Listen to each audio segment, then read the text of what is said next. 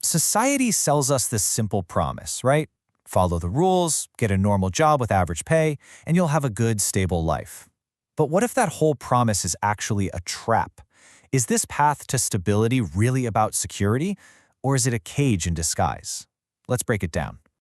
So the source material we're looking at today has this really provocative idea. It argues that for a lot of people, a modern salary is just, well, a form of modern-day slavery. I mean, think about it. Back in the day, slaves worked for food, shelter, and water. Today, how many people work a whole month just to spend their entire salary on, you guessed it, food, shelter, and water? The argument is that the only thing that's really changed is the illusion that we're free. And that's the harsh truth, isn't it? If you're not actively in control, you just become a tool for someone else's big plans. Trust me, nobody is waking up tomorrow morning thinking, how can I make you rich? To really break free, you need a process. You need a map. And that is the exact map we're going to uncover today. Our source material lays out this 5-level journey to escape the system and actually build real, lasting wealth. So here's the roadmap. It starts with the drifter, moves to the obsession, then the discovery, the acceleration, and finally freedom. We're going to walk through every single one, but you need to pay super close attention to level 4, because that's the lonely chapter. It's where 99% of people quit and just slide right back to being average. All right, let's start at the beginning, with the foundation. These first 3 levels, they aren't about making millions overnight. Nope, they're about completely rewiring the way you think. Most people start right here, at level 1, the drifter. This is that passive state, just drifting from one dead-end job to the next, kinda hoping to win the lottery. The only way out is to make one single aggressive decision. You have to choose to stop being pushed around by life. And making that choice, that rockets you into level 2, obsession. This brings us to a really core idea.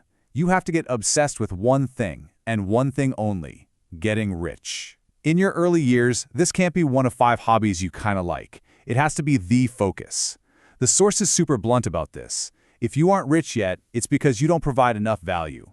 So you have to become obsessed with creating that value. Okay, so once you're obsessed, you run smack into this huge roadblock. Most people think they need some revolutionary, brand new idea to get rich. But our source argues that's actually the slowest, hardest path you can take. You have to stop trying to reinvent the wheel. And this leads us to the ultimate shortcut, finding the cheat code. Level 3 is all about discovery. You find someone who's already done what you want to do, and you just copy their blueprint. The source gives us an amazing example. He got a job in a model shop, not for the tiny hourly wage, but to learn exactly how a successful business works from the inside out. He wasn't there for the money, he was there for the cheat code. Okay, so you've rewired your mindset, you found the blueprint, now. Now comes the real test. Level 4, the acceleration. This is what the source calls the lonely chapter, and believe me, it is the great filter. See, as you start to really level up, you feel this massive disconnect. Your old friends, they don't get your new ambitions. But you're not successful enough yet to hang out with your idols. You're just stuck in this weird, painful middle ground, and it can be incredibly isolating. So why do 99% of people fail right here? It's simple. They listen to the wrong people.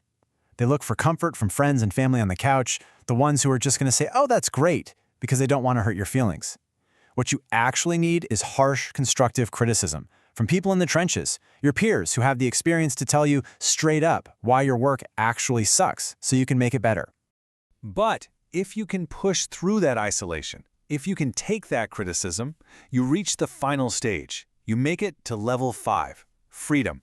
But the source makes a really critical distinction here. Being rich and being wealthy are 2 totally different things. Being rich is all about income. It's about spending money on flashy cars and designer clothes to try and impress other people. Being wealthy, on the other hand, is about ownership. It's about using your money to buy assets that make more money, which ultimately buys back your most valuable resource, your time. One path keeps you chasing the next paycheck forever. The other leads to true freedom. And this is really the name of the game in level 5. You have to take your earnings and, as the source says, feed your money tree. Instead of just consuming everything you make, you reinvest it. You build a system that works for you, so you don't have to work forever. So how do you actually do that? Well, the source gives us a really practical blueprint, the 50-25-15-10 rule.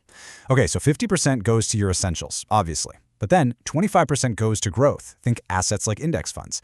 15% goes into a stability or emergency fund, and a very disciplined 10% is for your rewards. So let's say you make $5,000 a month. That means $1,250 is going directly into your asset building engine every single month.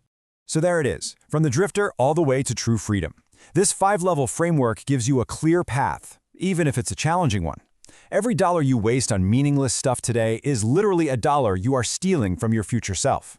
So, looking at this map, the question this all leaves us with is, which chapter are you in right now?